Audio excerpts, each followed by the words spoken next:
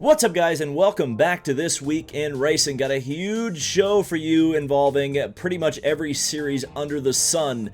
We're going to be talking video games, we're going to be talking Formula One, we're going to be talking sports cars, but the majority of this show going to be talking a lot about IndyCar racing and a lot of the developments that have come within the last week, just a couple of days before spring training kicks off in the run-up to St. Pete. And we also got the Daytona 500 to talk about and the entry list for that race, which has been published.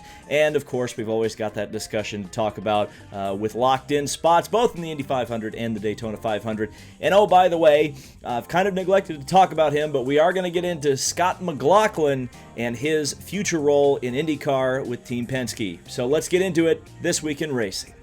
In case you missed it, Racer.com has reported that Honda has denied giving an engine to Fernando Alonso to race in the Indy 500 for Andretti Autosport. Be sure to check out my full video on the subject if you want to get all caught up on the rumors and speculation surrounding our favorite Spaniard.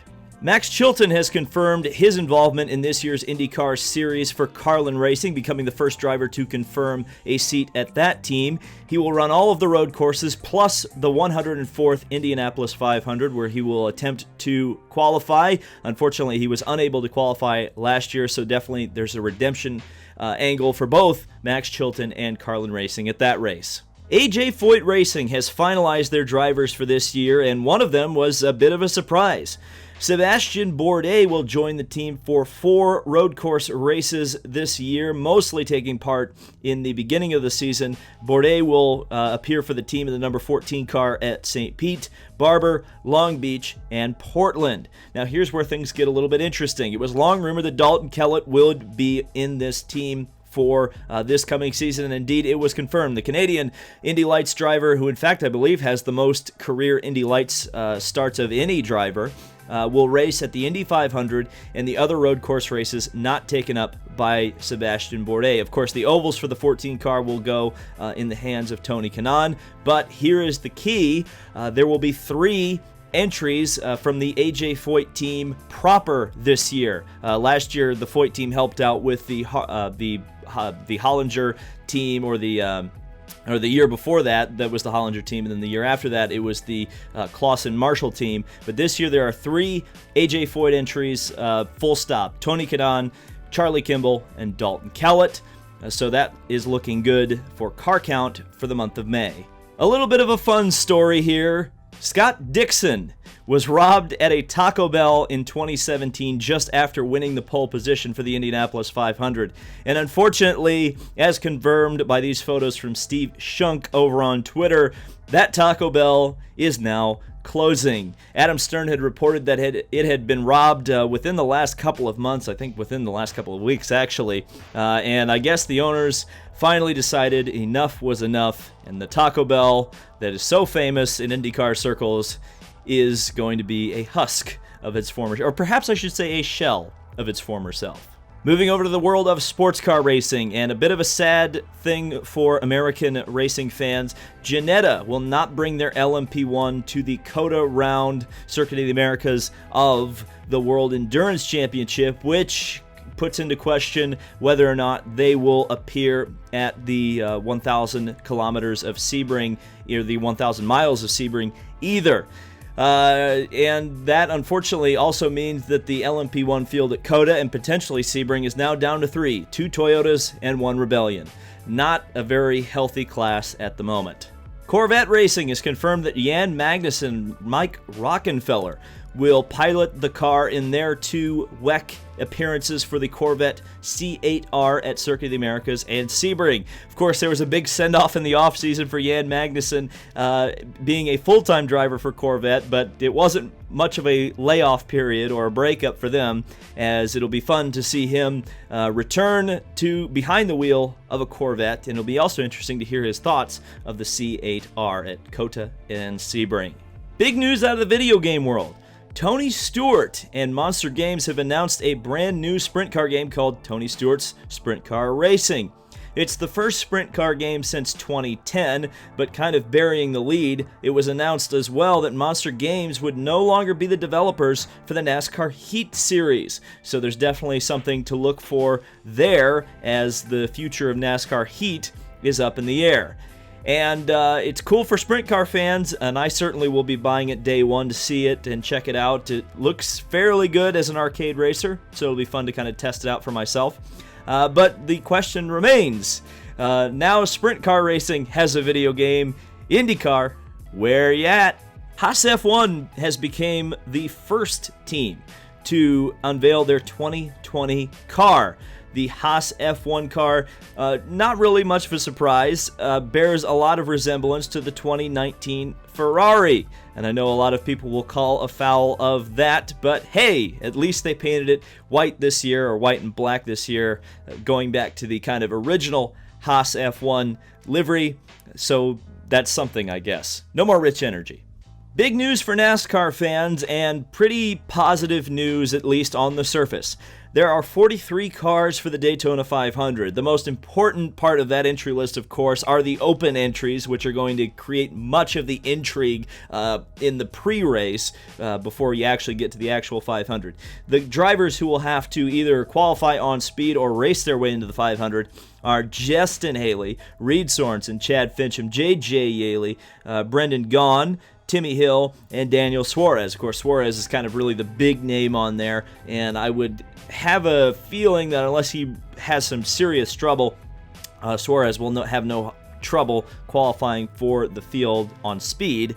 But it should be noted that, it's kind of disappointing because NASCAR arbitrarily, because of the charter system, reduced the field sizes to 40 last couple of years, and suddenly you have 43 cars showing up at a race where the only cars that are going to go home, or at least have the potential to go home, are the small teams. There's no real risk for the big teams involved here. So while in some ways I'm happy that the duels will mean something this year, I'm also a bit disappointed that it means 3 of the smallest and least funded teams in NASCAR are guaranteed not to start the sport's biggest race. Spinning off of that point, McLaren has revealed their IndyCar liveries for this season. And while liveries couldn't interest me less, or very rarely do they interest me at all, I do want to talk about this because it's interesting to see this reveal that includes Aero Electronics, Views, Mission Foods, and other related sponsors to the 2 most famous bump day bumps of the last couple of years for the Indy 500. And we were told from various figures in the sport the last couple of years that bump day is going to ruin the sport, and if a big name gets bumped or several big names get bumped, that's going to be it. The sponsors will get upset, leave, and never return, leaving those teams that did get bumped in desperate financial dire straits, so to speak. That's English, I think. But regardless, my point being, you have a team which has essentially all of the big sponsors that got bumped, kind of continue to recommit to the sport. And, again, it kind of throws a wrench into that whole thing, that whole narrative that many people brought up the last couple of years. That's like, well, if you bump a big name, if you bump a big sponsor, they won't come back or they'll get upset.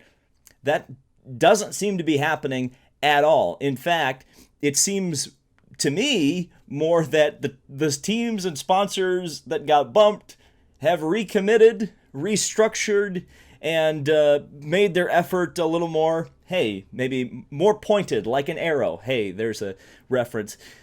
But ultimately, I think things like this continue to make the case that bumping for the Indy 500, having it be the fastest 33 drivers and cars and sponsors and teams, is absolutely the way it should be and the way it should continue.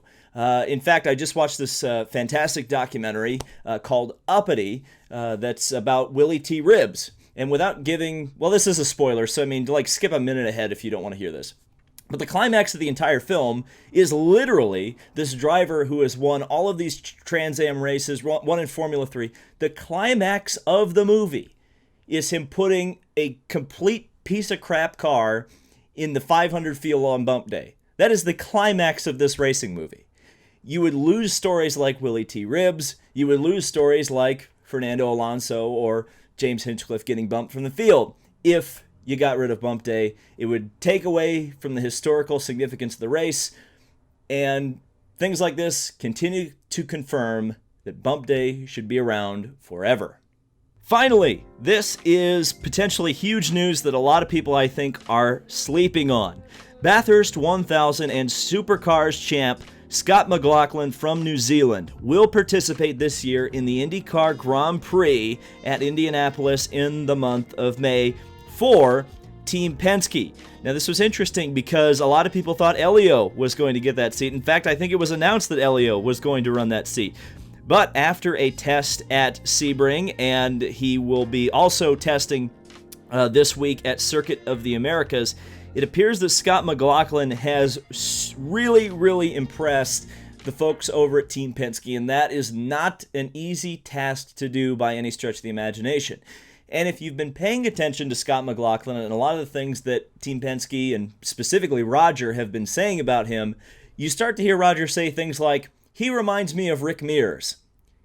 And you start to think, oh, perhaps I should be listening to this because it sounds like Roger is hinting at something.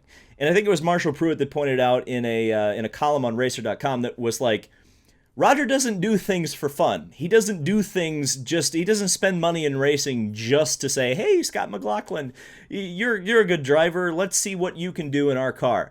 It's always calculated. It's always planned.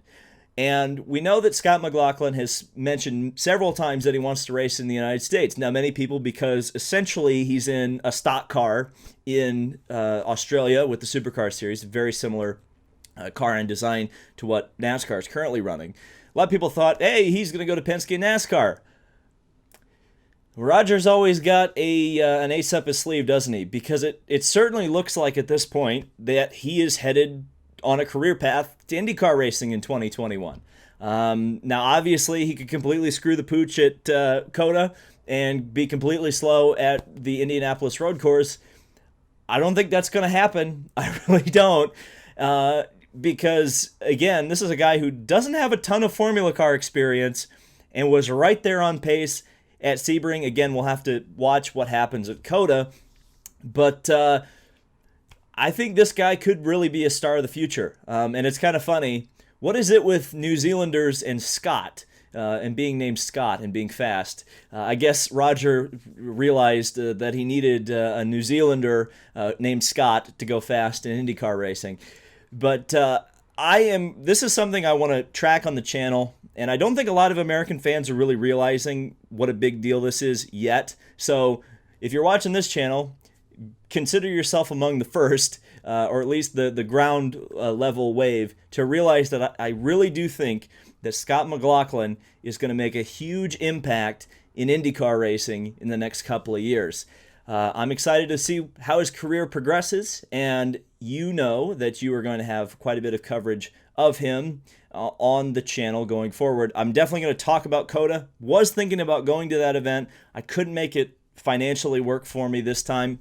But I'll definitely be at St. Pete, and of course I'll be at the IndyCar Grand Prix of Indianapolis, so expect lots of Scott McLaughlin content on the channel very soon.